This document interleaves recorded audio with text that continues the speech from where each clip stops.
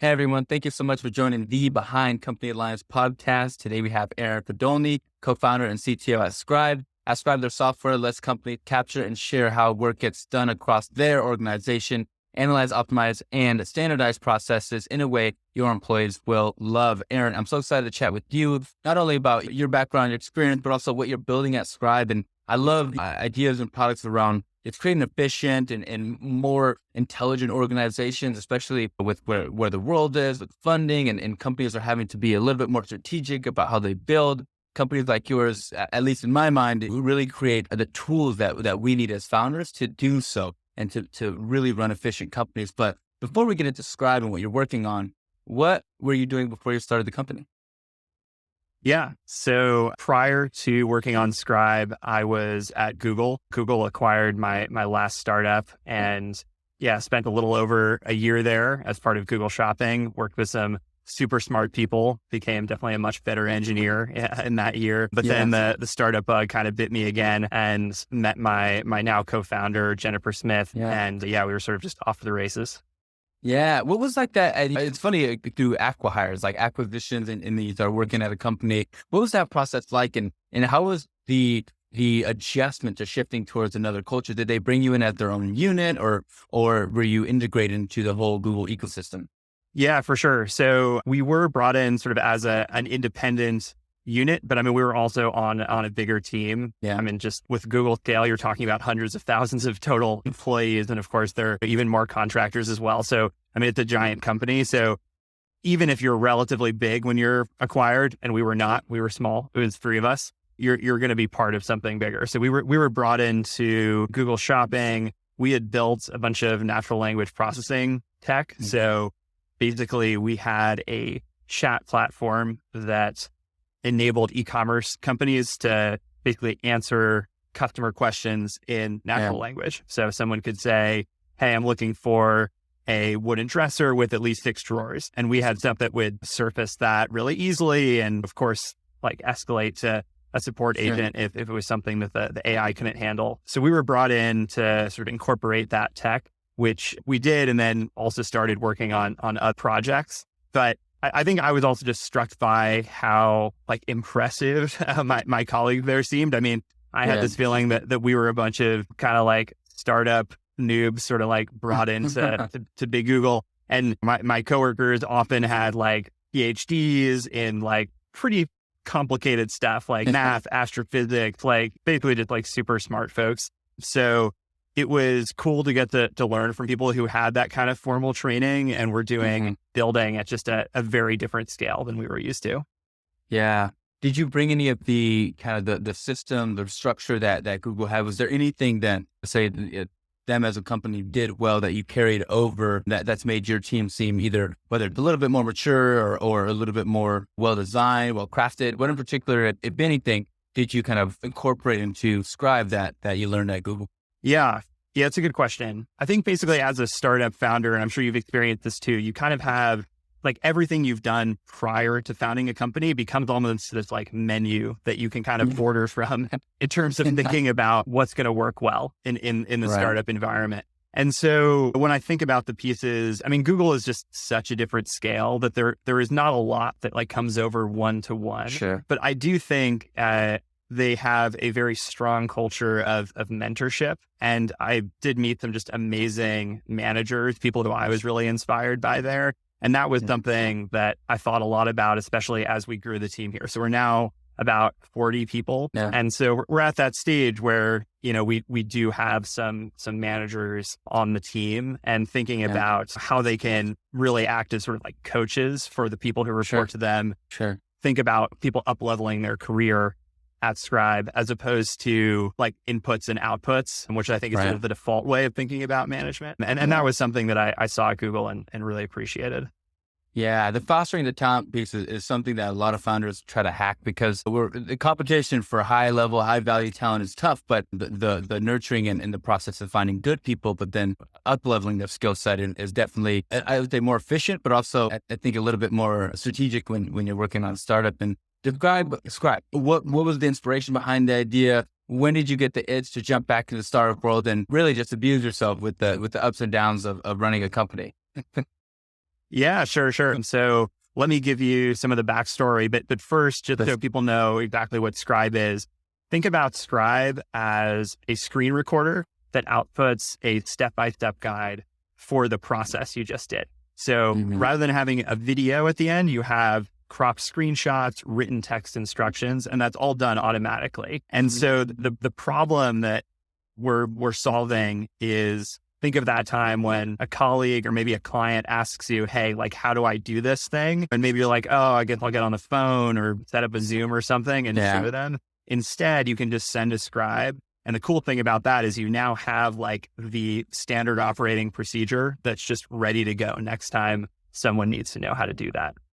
So that's what Scribe is. The backstory here is we've definitely been on this journey. We didn't start with like this product in mind. And in fact, like if you had asked me in 2019 when we were getting started, would a product like Scribe solve a major pain point? I would have been like, no, like that can't be that big a space. Yeah. But we were actually, so we had these really big ambitions at first to target the automation space. And so Jennifer and I, we had all these conversations, especially with execs at big companies. And they were saying, hey, we love this new class of automation tools that we're seeing, but automations are super expensive to build and they're really expensive to maintain. So what we were trying to do was build a really easy to use automation platform, and one that was actually really empowering to employees. One where an employee could say, hey, this part of my job feels super repetitive.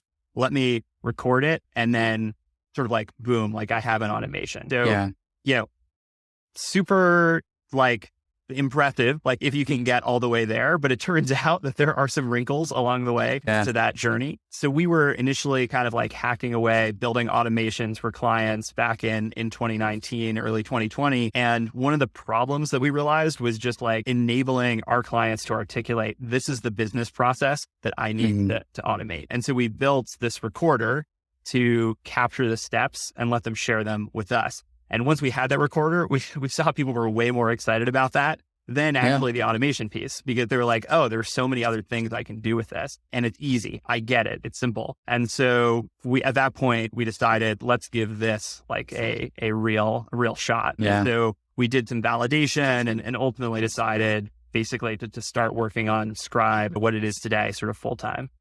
Yeah. Talk about that pivoting piece, because there's been a few founders that you discussed the challenges of making a pivot or knowing when to cut off, say, working on one product to work on another feature or version of a product that they're getting more traction in. What kind of validation did you go through to then really encourage that direction that you took with Scribe? Yeah. So the way Jennifer and I thought about this was, we believed really strongly that we wanted a product that like anyone could use, right? Like, and I mean, I know that sounds like, well, of course, wouldn't you want that? But like, we were like, given the choice between building something that actually might be complicated and you can sell for many millions of dollars per contract, or building something simple that provides a bit of value to like a broad base of people, that second one, we were like, that's a way more interesting business. And we kind of knew that from the early days. And I think having that kind of like sort of bug in our minds, then made us ready when we saw Scribe emerge as something that people were excited about, as like, hey, like this is it. Like this feels like the kind of thing we've been searching for. We then decided to be like kind of scientific, or as much as we could be about it. Like we were like in a month. So we did a big product hunt launch, and we were like, okay, like what does it have to look like quantitatively at the end of the month for us to decide to double down on the pivot, basically. And what we set, I think like our goal was around maybe like actually like 300 documents created like not actually that many, like compared to, of course, where we are now. But what was cool is, so we did hit that number, and people kept using the product like a month later. So it wasn't just you get a big burst of new users, of course, people try it out. It was a month later, there were people who had incorporated it into how they worked, and actually like were emailing us. They're like, this is incredible. Like this has saved me so much time. And keep in mind, there's like no marketing. There's no like gamification in the product. There's no notifications. It's just like people picking this thing up and using it. And seeing that made me feel like, okay, this is special. And it would be like a mistake to not focus on this. Yeah. The technology piece is so fascinating because you talk about the screenshots, and then not only do you input all this information, you record, and all this is kind of then organized in an easy to digestible way. What goes into building that? And I'm talking about like the user experience and making it easy to identify the important pieces of information. Is it some kind of data labeling in the background? What are you doing that allows for that really sophisticated and unique, but also simple display of that process? Yeah. Yeah. So let me start actually up at the like kind of principles level, and we Sure. can Yeah. move into the technology. So, I mean, at a high level, we have this value here of like, we do the heavy lifting for the user. Yeah. If there's ever an option for the software to like do the work, we build that first. And so, like, to give an example, a lot of our users, it's important for them redact sensitive information that might be in a recording, right? So maybe they're showing something in their CRM and they don't want their client email addresses to make it in the recording. So like V0 of this was, well, we can let them sort of draw boxes after the recording. And that's a fair bit of work. And so we're like, well, like, what is the Scribe version of that? And so we just recently released this feature called Smart Blur. And what it does is during recording, it identifies all that information and like blurs it in real time. So rather than that being something that's like on a user's mind, like that's something that we can help with.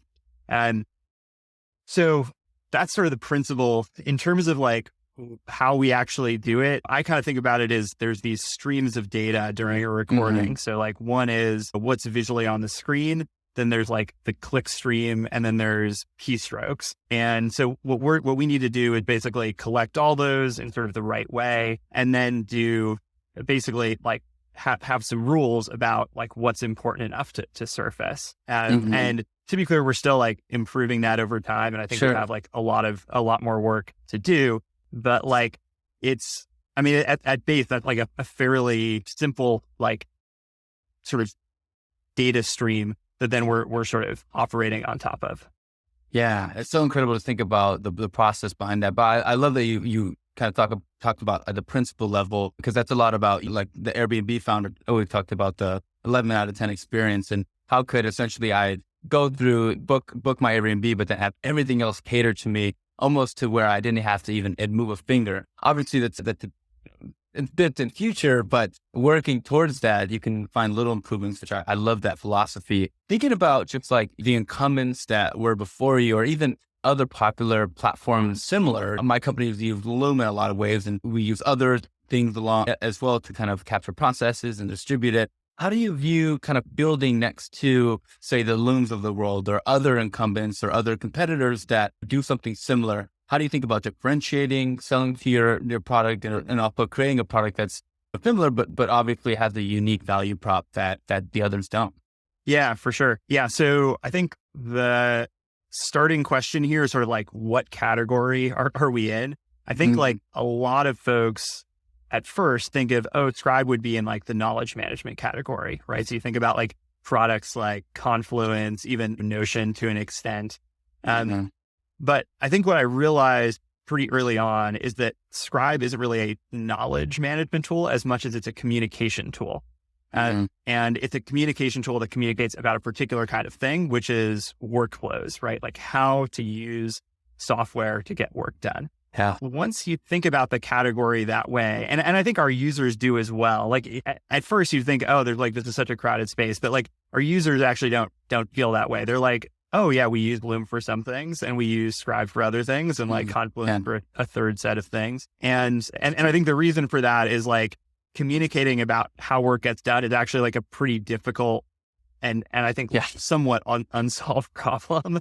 I mean, it depends on like the type of work, the systems involved. And I think what's helpful that Scribe kind of solved early on was like, let's give people a sort of general format that kind of works for a broad range of tasks, where they almost don't need to think about, oh, like, what is the thing I'm trying to share with this other person? They just turn on the recorder, do the task, and boom, it's done. And so, yeah, I mean, to some extent, this gets into category creation, but I think category creation is often thought of as like a marketing exercise. And I actually think of it as more of it's an emergent property. It like comes out of how our users are deciding to use our tool alongside other things.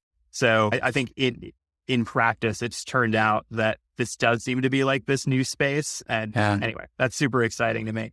Yeah, yeah. Tell us a little bit about the traction. You said, tell us how many users you have, how exciting about not only from when you conceived the product till now, but also this new coming year. What are you particularly excited about in terms of the growth that you project for Scribe to have? Yeah, definitely. So we're now around 400,000 users. And yeah, I mean, I feel like we've come a long way, which is super exciting. I think when I think about what's next, I mean, so first of all, we have a self-serve business. We also have a thriving enterprise business. So big companies using Scribe. And increasingly, the question I think about is what can happen when you have a lot of users in the platform, like working together, right? Working alongside each other, figuring out this is like the new best way of doing a task and enabling them to learn from each other in a way that like feels very much aligned with those Scribe principles of like, again, doing the heavy lifting. So much of knowledge management is super manual and L&D as well, learning and development as a category. Yeah. It's like, go create this course, like go take this quiz. Can we instead look at all that work that's being captured in Scribes within an organization or maybe even broader than the organization, thinking about like the world and like up-level each other, right? Like up-level teams. And so, yeah, that's the direction I get excited about. Yeah, yeah. And tell us, thinking about kind of outside looking in, what are some of the biggest challenges that Scribe faces today? Yeah, I'm like, where to start? I mean, I think about, because we're in a fundamentally new category, there's a lot of, I would say, like product education that we have to do. Yeah. Right. Like, and also, I mean, I think more than maybe education, like how can we sort of build on this foundation? Because we have this, I would think, this really sharp wedge into this broader space of like work, right? Which is like the data of how work gets done. Feel like it's one of the most valuable pieces of data that lives inside every business. And in most businesses, it's not documented at all, right? It's like, it's in people's heads and it gets handed sort of from person to person. And oftentimes it gets lost. And so as we sort of expand beyond what we have today, how do we keep that? Because it's so easy to lose. I mean, I think that's probably like when I think about what the journey feels like now versus what it felt like a year or two ago, like 2 years ago, it was like, well, you have a cool idea and you're like, let's build it. Okay. Like, let's just get it out in front of people. But now it's like, well, how do you incorporate it into the product in a way that fundamentally is compatible, that like is part of that path forward? And it's tough. Yeah. Yeah. If everything goes well, what's the long-term vision? Yeah. Well, I do think there are a number of ways that this gets big. I really get excited though about this world of people basically being known for what they're really good at, sort of within the workplace. So like, think about LinkedIn today. It is essentially just resumes. I mean, I mean, there's the feed and all that other stuff, but like the way we identify other people on LinkedIn is like, well, it's like, what schools have you gone to? What jobs have you had? And then they had this like skill chip, but like that is so disconnected from the skills that people develop over the course of their career. And what's interesting about Scribe is it becomes a way of demonstrating your area of expertise. And I think anyone who spends some time in the workforce, we all develop expertise. And right now, it's like that's actually really difficult to communicate. And so I think about a world where that's completely transparent, and then that actually becomes what we're known for. And so rather than being so resume focused, it's like we become, as a society, as a working culture, expertise focused instead. And I think that's what we can enable here if we just keep pushing in the right direction. Yeah, I love that. I always like this next section I called my founder FAQs. So I'm going to ask you some rapid fire questions and then we'll see where we get. But first question is, what's particularly hard about your job? For me, so I'm the CTO. I built a lot of the early product. And I think like one of the challenges for me is knowing when to let other people kind of like take over, because I still love writing code myself. I mean, it is a really meaningful experience for me. It felt like this creative act. So yeah, I mean, to some extent it's about delegation, I guess, which like the classic founder challenge. Yeah. And where do you go to hire the right people? Well, I mean, I think one of the things that's cool about having a product that is increasingly popular like ours is a lot of folks reach out to us, actually. Yeah. But yeah, I mean, I think in some ways there's also some boring answers around, well, we work with recruiters. Sure. You know, we do try to hire not just from traditional resume-driven type big firms. We're looking for basically like scrappy people who are excited about building something fundamentally new. Yeah.